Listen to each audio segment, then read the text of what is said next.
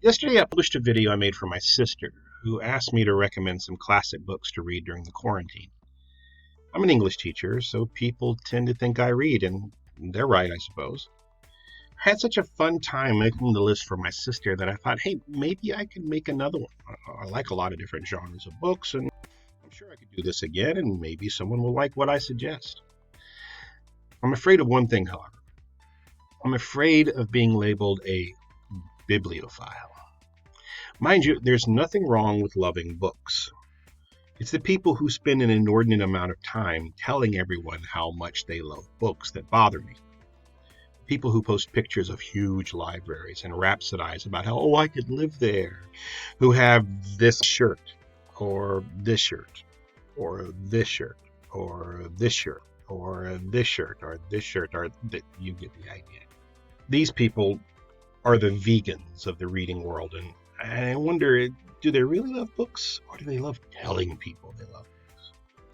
Now, let me prove myself to be an utter hypocrite and tell you about another 12 books I absolutely love. Here's my list of 12 science fiction books that I love. I realize I'm kind of cheating here because 2 of the entries are actually series and not a single book. But it's my video. If you're casting about for something to read while the world is on hold, here are some of my recommendations. They're my own, and they have no more value than my own personal feelings and poor comprehension. The list is in no particular order. Number 1, 1984. I first read 1984 in 1983 when I was in 9th grade.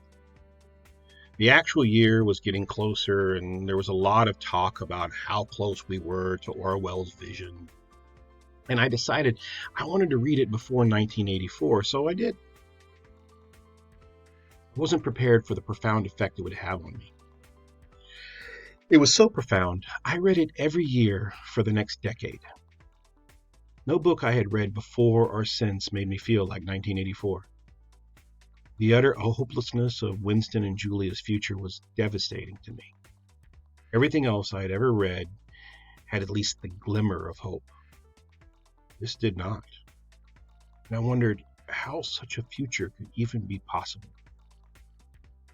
Now I realize it is eminently possible, and perhaps imminently likely.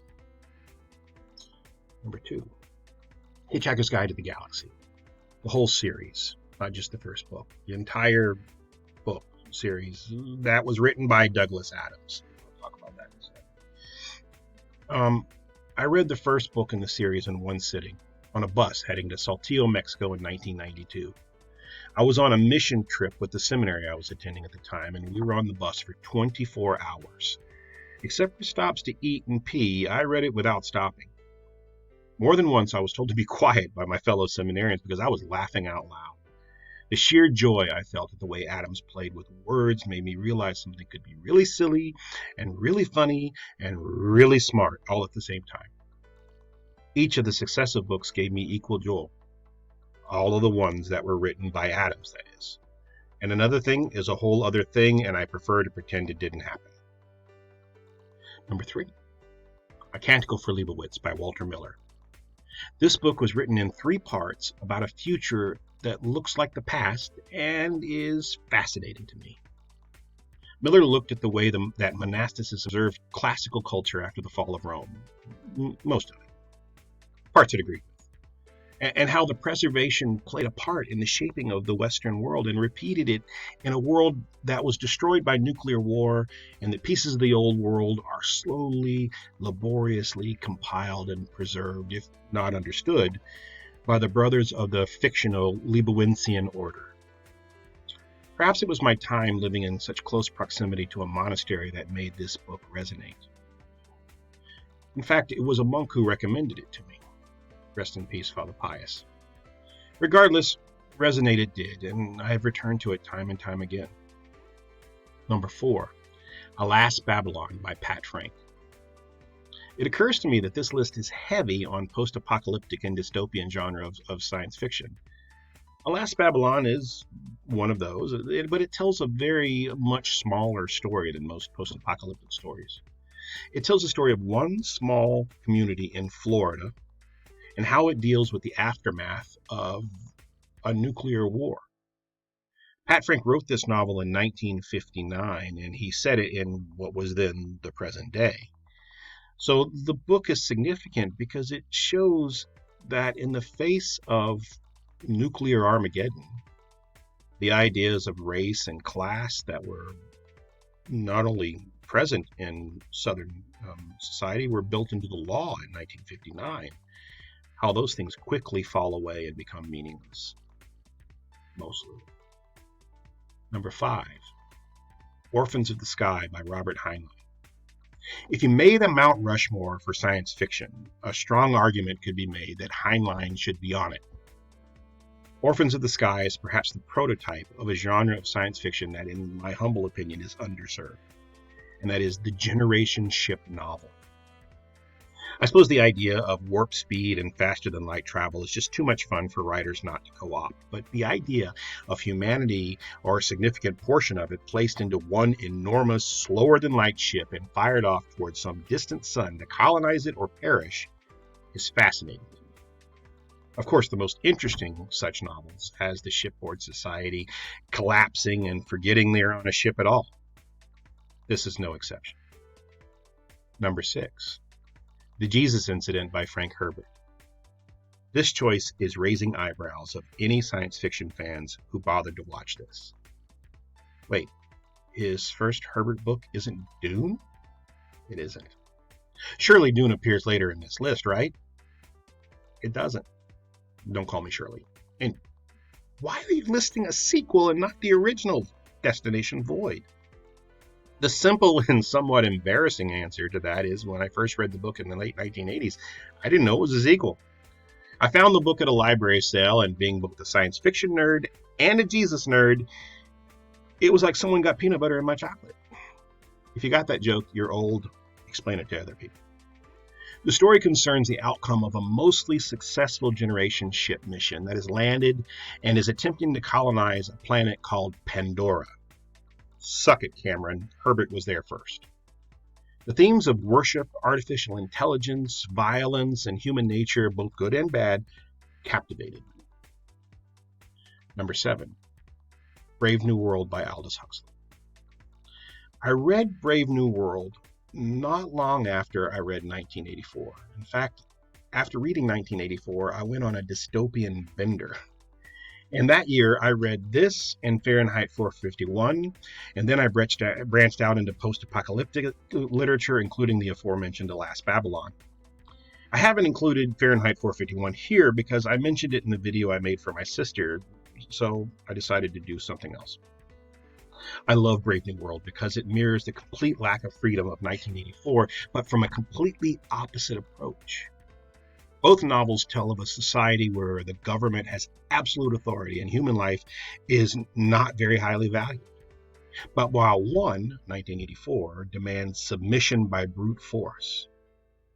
If you want a vision of the future, imagine a boot stamping on a human face forever, while the other controls the populace by genetically engineering them, drugging them, and overloading them with pressure.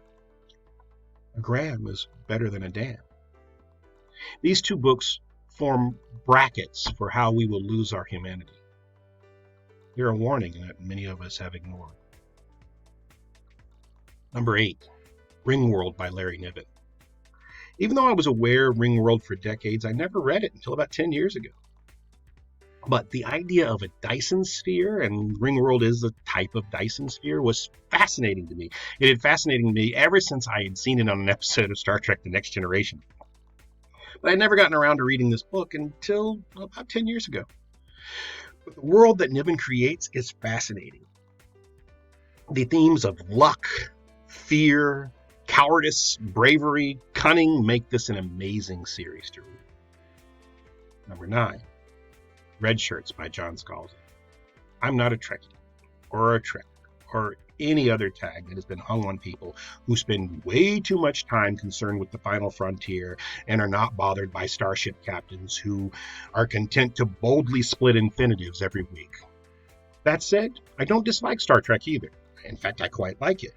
I just haven't built my life around it. This book may be the best satire of this world since the movie Galaxy Quest. The idea of the extras in a Star Trek type world realizing that they exist only to get killed is hilarious. And if you ever get a chance to listen to the audiobook version of it, it was narrated by Will Wheaton. So come on. Number 10, Snow Crash by Neal Stephenson. I read this book for the first time in the mid-90s as part of a summer book club of fellow teachers from Catholic High School in Baton Rouge. Stevenson's world seemed more and more likely by the day. The idea of the internet becoming the place where we all live more than the real world is sadly kind of the way we're living right now because of COVID-19.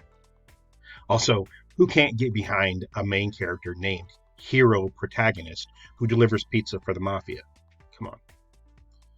Number 11 is, again, not a single book, but rather a series, and that is the RCN series, which stands for the Republic of Cinnabar Navy by David Drake. Now, all the other books on this list came to me because of my long-established love of science fiction. This one came to me from the strangest of ways, my love for the Age of Sail fiction, specifically the Aubrey Maturin series. Now, if you're not familiar with the Aubrey Maturin series, that's for another video, but you may remember the movie in 2003, Master and Commander, starring Russell Crowe. After seeing that film and liking it very much, I discovered that it was based on a series of novels set during the Napoleonic Wars, and it sent me down a 20-book rabbit hole that lasted a year. That series became my favorite book series ever. Me, a person who's been a science fiction nerd since grade 7. When I finished that, I began to cast about for something else that was like it. I particularly loved the deep relationship between Captain Aubrey and Dr. Maturin. And I found that in this series by David Drake, because I found out that David Drake was also a fan of the series. Now, David Drake is a science fiction writer and fantasy writer. He's mostly known for writing hard military science fiction. If you've ever heard of the Hammer Slammer series, that's David Drake. But this is space opera. And Drake does a wonderful job with it. And the great thing about it is, as you read it, you realize it's not just genre-crossing fanfic. Drake really did love the series, and he gives us an amazing universe that has its own detailed history. And just as Patrick O'Brien used actual events for the foundation of his Aubrey Maturin stories, Drake uses actual historical events and places and his characters in them, except they're on the other side of the universe and on a different planet. And the characters of Daniel Leary and Adele Mundy are fully developed, and their complete friendship between them without a hint of sexual tension is amazing. In fact, the way David Drake writes about women is amazing in the series, because in this series, women are every bit the equals of men in most societies. They are as strong as men, sometimes stronger than men. They are as capable as men, and there is no suggestion that a woman should be any more or less than a man. And so the idea that, these two people become very, very close friends and work together so closely without ever having any kind of a sexual tension between them, I think is an amazing step forward in the way we write about the relationship of the sexes. So, number 12, the last book in this series is Rendezvous with Rama by Arthur C. Clarke. Now, the eyebrows that raised when I listed Frank Herbert book and it wasn't Dune are surely now reaching new heights now that I've listed my final book is by Arthur C. Clarke, and it's not 2001: A Space Odyssey. Nothing against 2001: A Space Odyssey. I like it a lot. But if you've been paying attention, you've seen a couple of threads running through this list. The aforementioned post-apocalyptic and dystopia genres and generation ships. And this was essentially a generation ship story. And the idea, though, of us encountering alien tech in our own solar system is fascinating. The idea that we're not alone in the universe is both comforting and terrifying. And Clarke manages to evoke both those ideas at once. So, that's my 12. Hope you enjoyed this video. I made it as much for myself as for anyone else, but I hope you find it useful. If you think I left something out, allow me to just say this. Of course I did. You're absolutely right. Make your own list. All right. So thanks for watching. Take care.